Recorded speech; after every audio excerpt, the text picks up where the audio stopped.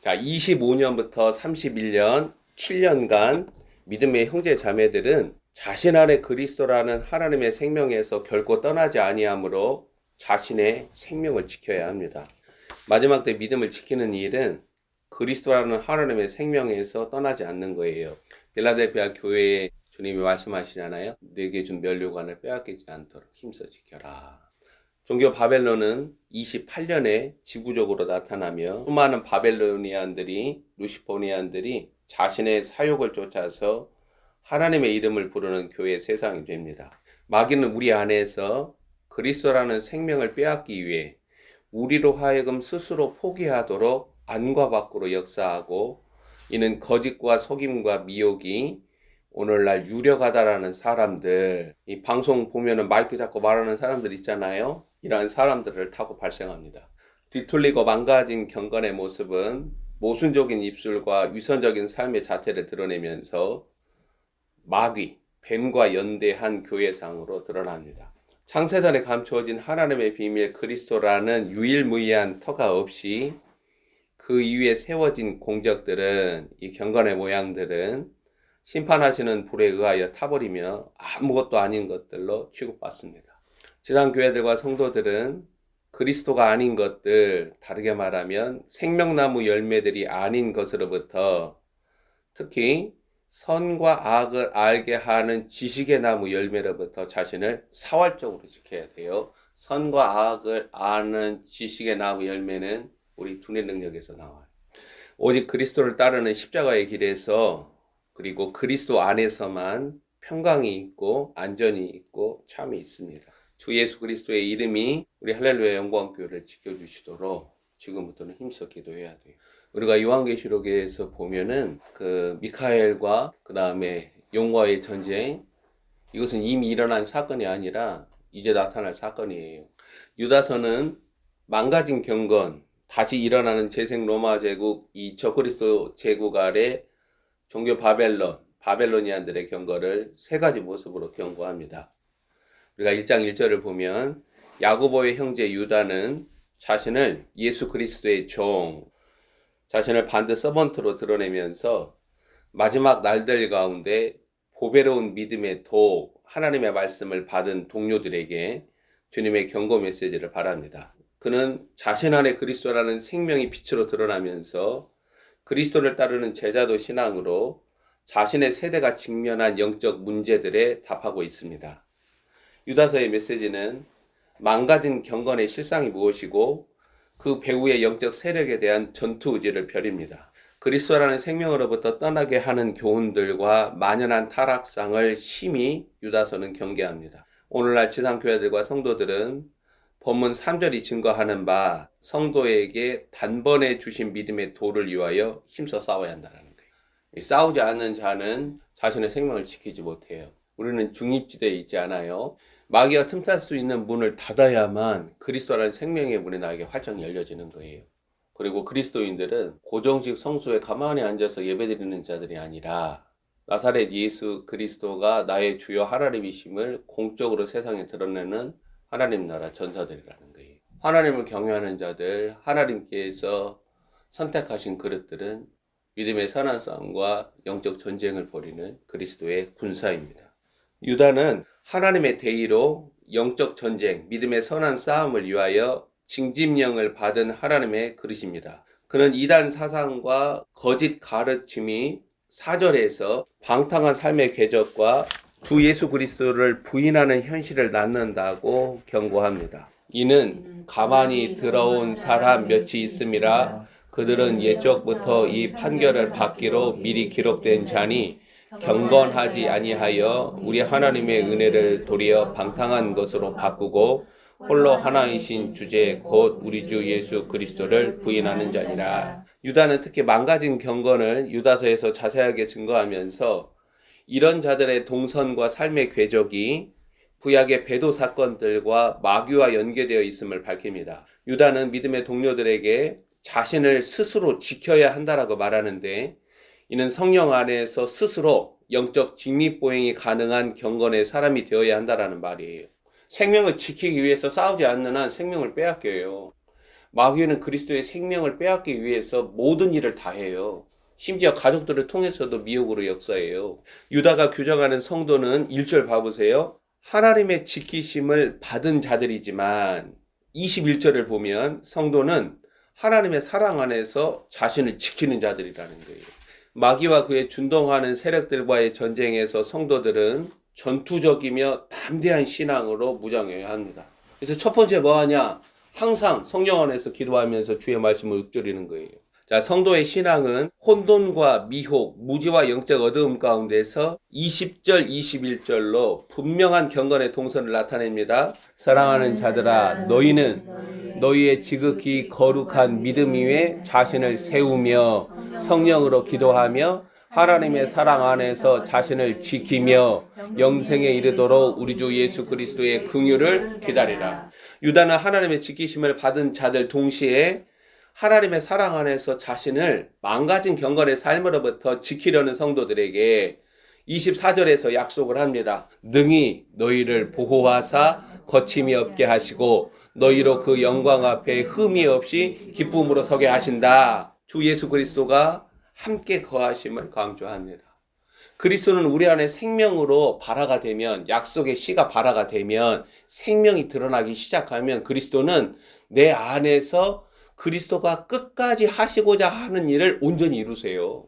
바른 경건을 지키는 마지막 주자들로 그리스도가 열어놓은 동선을 하나님의 방식을 쫓아 제자도 신앙으로 고수하려는 자들은 주가 다시 오시는 마지막 날들 가운데서 하나님의 존귀한 자들입니다. 주님의 이름이 그 위에 왕의 긍휼의 곤룡포가 그 위에 덮어진 자들이에요. 그들은 그리스도의 생명을 드러내요. 자신의 이름을 드러내지 않아요. 자신이 다니는 교회 이름도 드러내지 않아요. 자기네 교회 그 섬기는 목사 이름 자랑하지 않아요. 종교 바벨론은 창세기 보세요. 자신의 이름을 드러내요. 자신의 이름을. 그리스도는 자신의 이름을 드러내는 자에게 자신의 이름을 주지 않으세요. 그리스도는 자신의 이름을 내어버리는 자들에게 그리스도의 이름을 주세요. 그래서 사도행전에 보면 너희들이 왜 우리의 경건을 주목하느냐?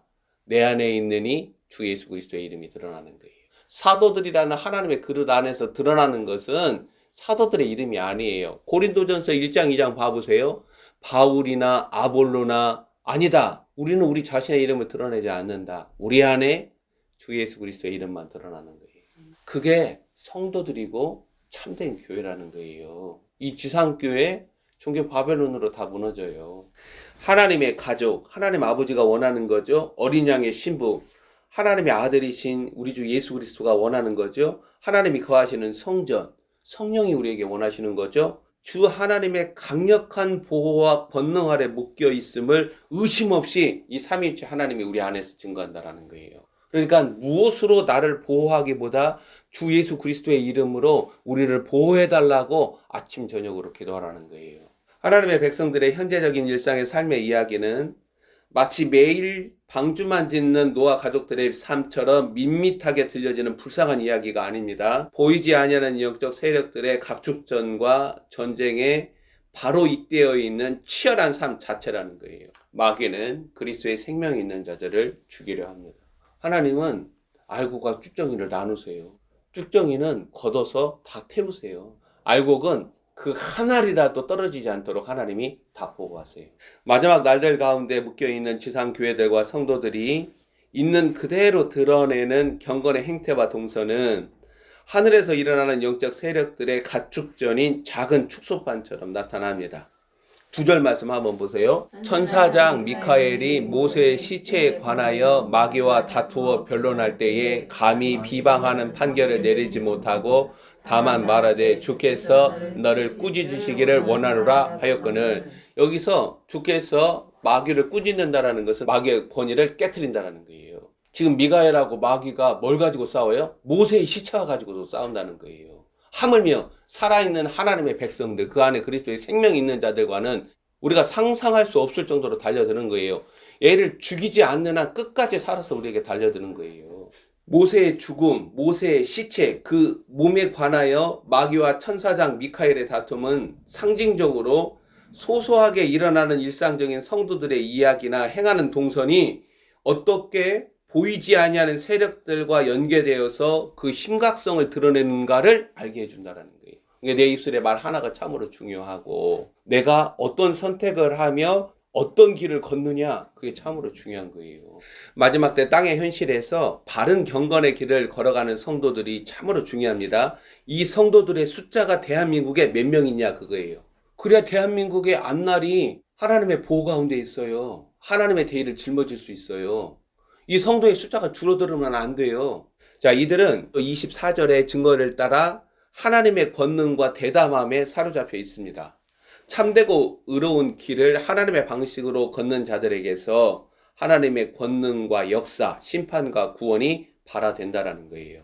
그래서 지상교회들과 성도들, 특히 저처럼 주의 말씀을 증거하는 목사들의 망가진 경건이 아닌 바른 경건은 아무리 강조해도 지나침이 없어요. 주께서 인정하시는 자가 대한민국에 몇 명 있냐 그 말이에요. 이것은 이 땅의 심판과 구원을 매개할 뿐만 아니라 보이지 아니하는 세력들의 질서와 영적 전쟁의 관음줄이 됩니다. 자금의 대한민국 현실에 맞닿아 뒤틀리고 망가진 경건의 민낯을 드러내는 이 성도들, 목사들, 지상교회들의 이 선동은 대한민국에 걸어가는 바른 길과 질서와 불확실성을 제거하는 일에 아무런 도움을 주지 못해요. 이것은 죄악이며 심판의 불을 끌어당기는 도화선에 불과합니다. 예수 그리스도의 종인 유다는 이와 같이 망가진 경건을 심각하게 경고합니다. 이 메시지는 오늘날 대한민국발 지상교회들과 성도들을 정조준하고 있다는 거예요. 사람들은 주 예수 그리스도가 얼마나 두려우신 분인가를 전혀 알지 못해요. 사도 요한은 예수님을 만났죠? 예수님의 영광을 못 봤어요? 봤죠? 요한계시록 1장 보세요. 그 앞에서 죽은 자처럼 나타나요.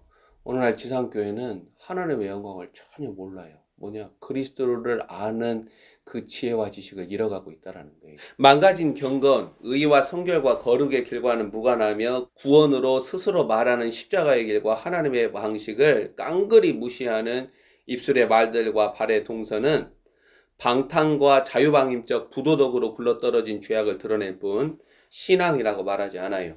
망가진 경건과 여기에서 비롯된 망령되고 자유방임적인 방탕의 삶의 모습을 유다는 17절 이하에서 밝힙니다. 주 예수 그리스도의 사도들이 말한 경고에 근거하여서 그 열매들이 17절 이하에 보세요.